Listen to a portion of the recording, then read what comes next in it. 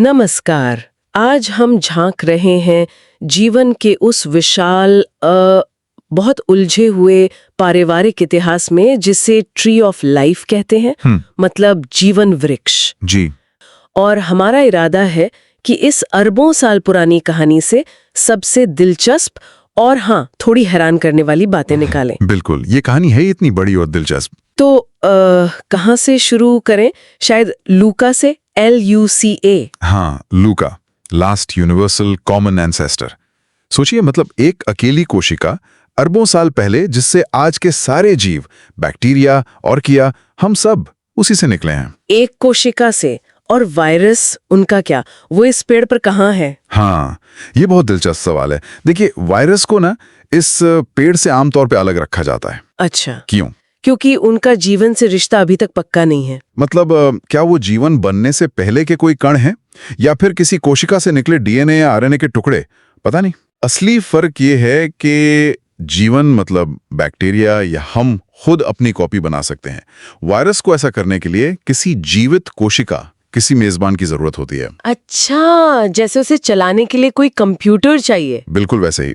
तो लूका से जीवन की दो बड़ी शाखाएं निकली, बैक्टीरिया और आर्किया।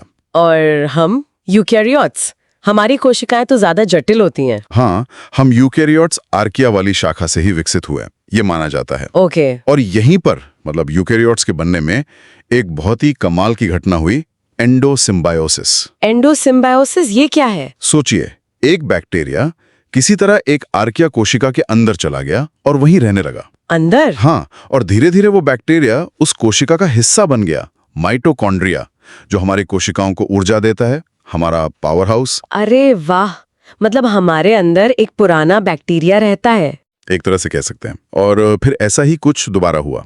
एक साइनोबैक्टीरिया जो धूप से ऊर्जा बना सकता था, वो किसी यूकैरियोटिक कोशिका में समा गया। और वो क्लोरोप्लास्ट बन गया, पौधों वाला। बिल्कुल, जिससे पौधे फोटोसिंथेसिस, मतलब प्रकाश संश्लेषण कर पाते हैं। और यहीं से मोटे तौर पर जीवन के 3 बड़े हिस्से या किंगडम कहें, पौधे, कवक यानी फंगी और जानवर, वो अलग अलग रास्ते पर चल पड़े। और वो बात भी तो है कि फंगी, मतलब मशरूम वगैरह, वो असल में जानवरों से ज्यादा करीबी हैं, पौधों से भी ज्यादा। हाँ, ये सुनने में अजीब लगता है ना, क्योंकि वो दिखते तो पौधों जैसे हैं, पर जेनेटिकली हमारे ज्यादा करीब हैं। कमाल की बात है। सच में अजीब है। अच्छा, अब जानवरों वाली शाखा पर आते हैं। कैम्ब्रियन विस्फोट, वो क्या था? हाँ, कैम्ब्रियन विस्फोट वो एक ऐसा समय था जब अचानक से, मतलब भूवैज्ञानिक नजरिए से अचानक, जानवरों की ढेरों किस्में तेजी से विकसित हुई, जैसे एक धमाका हुआ हो विविधता का।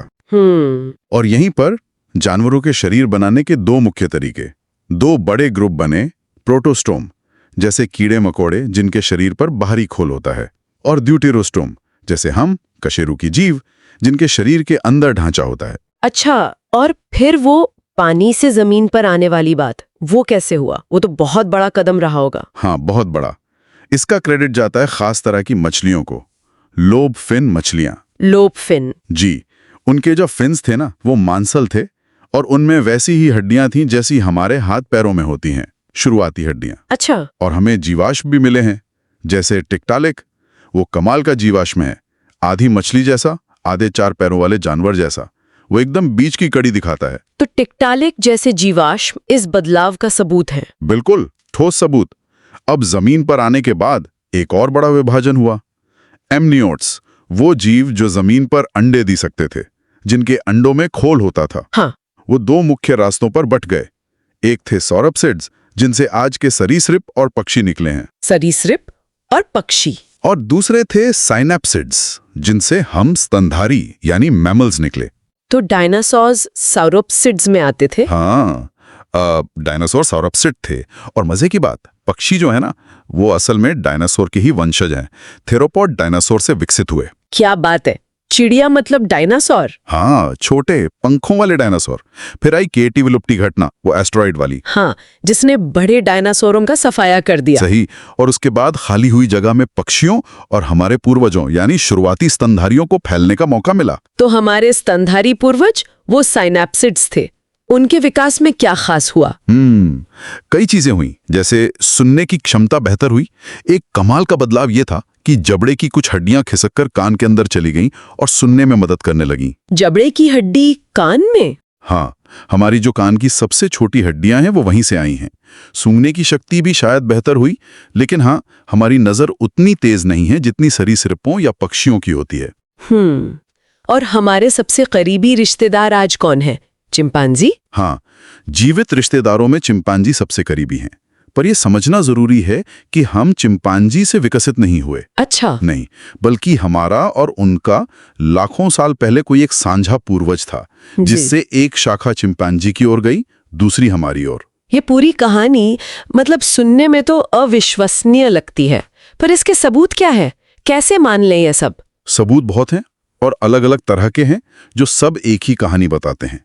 सबसे पहला तो जीवाश्म रिकॉर्ड ही है। हाँ, फॉसिल्स। हाँ, जब हम चट्टानों की परतें देखते हैं तो पुरानी परतों में सरल जीव मिलते हैं, और जैसे जैसे नई परतों की ओर आते हैं, जीव ज्यादा जटिल होते जाते हैं। एक क्रम दिखता है। ठीक है, और फिर हैं समरूप संरचनाएं, होमोलॉगस स्ट्रक्चर्स।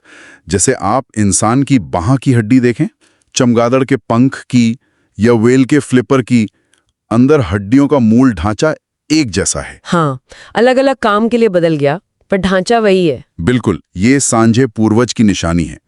फिर आते हैं अवशेषी अंग, वेस्टिजियल ऑर्गन्स। जैसे वो वेल में पैर की हड्डियां। हाँ, व्हेल को पिछले पैरों की जरूरत नहीं, पर कुछ व्हेल में आज भी उनकी छोटी छोटी हड्डियां मिलती हैं। यहाँ हम इंसानों में गूज बम्स, रोंगटे खड़े होना। रोंगटे? हाँ, वो क्यों? शायद तब काम आते थे जब हमारे पूर्वजों के शरीर पर घने बाल थे। ठंड लगने या डरने पर बाल खड़े हो जाते थे, शायद बड़ा दिखने या गर्मी रोकने के लिए। अब बाल तो कम हो गए हैं, पर वो प्रतिक्रिया रह गई। अच्छा। और भ्रूण, एम्ब्रियो? हाँ, भ्रूण का विकास भी गजब का सबूत है। शुरुआती अवस्था में अलग अलग जानवरों के, जैसे मछली, कछुआ, चूजा, इंसान, इनके भ्रूण काफी मिलते जुलते दिखते हैं। ऐसा लगता है मानो सब एक ही मूल डिजाइन, एक ही ब्लूप्रिंट पर बन रहे हो। ये सब तो शारीरिक बनावट की बातें हुई। डीएनए का क्या? हाँ, डीएनए तो समझिए सबसे मजबूत सबूतों में से है आजकल। सीधी सी बात है, जो प्रजातियां ज्यादा करीबी रिश्तेदार होती हैं, उनका डीएनए ज्यादा मिलता जुलता होता है। जैसे हमारा और चिंपांजी का? बिल्कुल। एक बहुत साफ उदाहरण है इंसान का क्रोमोसोम नंबर 2। वो असल में चिंपांजी के 2 छोटे क्रोमोसोम के आपस में जुड़ने से बना है। ये जुड़ने का निशान आज भी हमारे डीएनए में दिखता है। अरे वाह, ये तो पक्का सबूत है। हाँ, और एक और मजेदार चीज है एंडोजीनस रेट्रोवायरस या ERVs। ये क्या बला है? ये पुराने वायरस इन्फेक्शन के निशान हैं जो हमारे पूर्वजों के डीएनए में घुस गए थे और वहीं रह गए, पीढ़ी दर पीढ़ी पास होते गए। ये हमारे जीनोम में जीवाश्मों की तरह हैं। वायरस के जीवाश्म डीएनए में? हाँ, और जब हम अलग अलग प्रजातियों के डीएनए देखते हैं तो पाते हैं कि करीबी रिश्तेदारों में ये ERVs एक ही जगह पर मिलते हैं। इससे भी विकास का नक्शा बनता है। तो मतलब जीवाश्म, शरीर की बनावट, हड्डियां, भ्रूण और अब डीएनए, ये सारे सबूत एक ही तरफ इशारा कर रहे हैं। सही कहा, सब मिलकर एक ही कहानी सुनाते हैं कि पृथ्वी पर जीवन एक विशाल, आपस में जुड़े हुए पेड़ की तरह है, जो अरबों सालों में धीरे धीरे छोटे छोटे बदलावों से विकसित हुआ है। तो ये जो एवोल्यूशन या क्रम विकास है, ये सिर्फ एक थ्योरी या अंदाजा भर नहीं है? नहीं, बिल्कुल नहीं। वैज्ञानिक भाषा में थियरी का मतलब अंदाजा नहीं होता। एवोल्यूशन एक मजबूती से स्थापित वैज्ञानिक व्याख्या है, जिसके पक्ष में पहाड़ जितने सबूत हैं। ये समझाता है कि जीवन इतना विविध कैसे हुआ।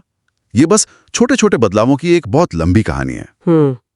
तो आज की इस सारी बातचीत के बाद एक सवाल मन में आता है, और शायद सुनने वालों के मन में भी आए। जी, अगर ये सच है कि हम सब, हर पौधा, हर जानवर, हर कीड़ा, हर इंसान, सब एक ही सांझे पूर्वज से जुड़े हैं, एक ही पेड़ की शाखाएं हैं, तो क्या इससे हमारे आसपास की दुनिया को देखने का नजरिया और उसमें अपनी जगह को समझने का तरीका बदल सकता है?